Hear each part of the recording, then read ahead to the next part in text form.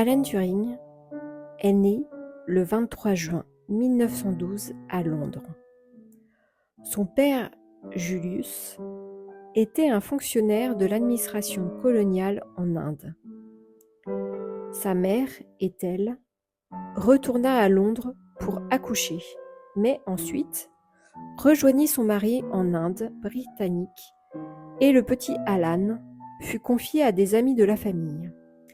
Ses parents ne rentrèrent en Angleterre qu'en 1926. Depuis son plus jeune âge, Alan manifesta une intelligence hors norme et fut qualifié de génie. Il apprit à lire seul en 3 semaines. Il se passionna très tôt pour les mathématiques, les chiffres et les énigmes.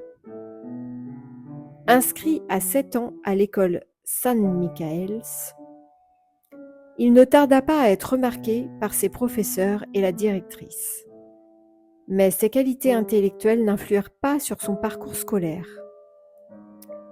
Pour Alan, le corps humain était une machine complexe et logique, avec ses propres règles, et le jeu consistait à les décrypter. À 13 ans, il intégra la Sherborne School.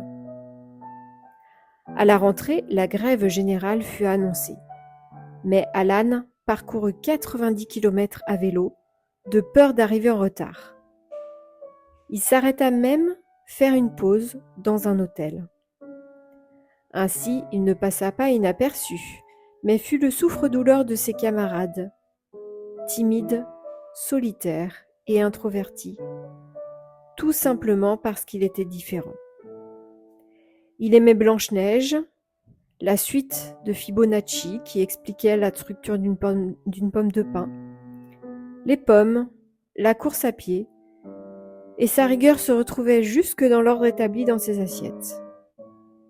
Il voyait dans toutes ces choses une régularité mathématique qui l'entraîna dans ses recherches et ses travaux.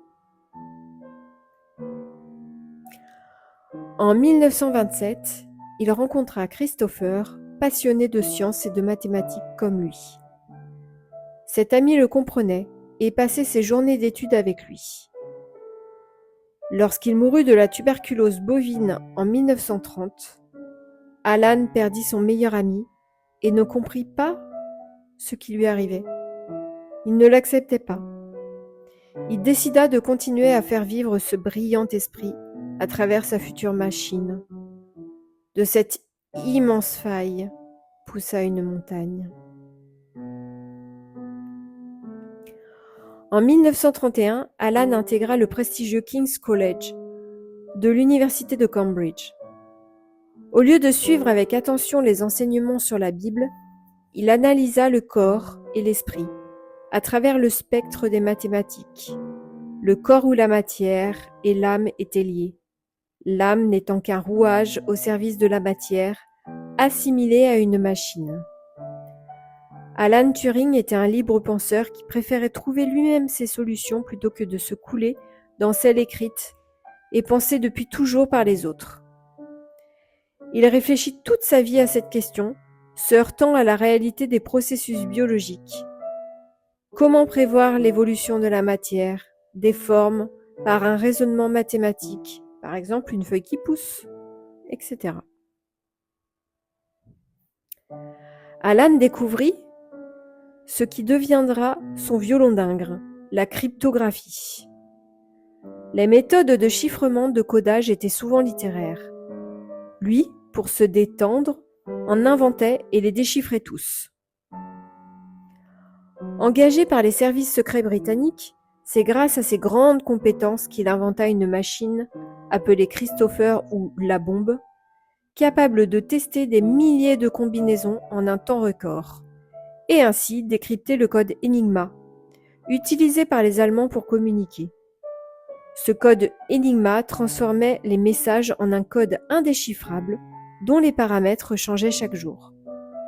Grâce à sa machine, le code fut craqué et cela permit de détourner les actions des Allemands pendant la Seconde Guerre mondiale. Inspiré par le code génétique et l'observation de la matière, il améliora le système binaire et fut à l'origine du premier ordinateur de l'histoire. Selon lui, il était possible de concevoir des machines qui pensent.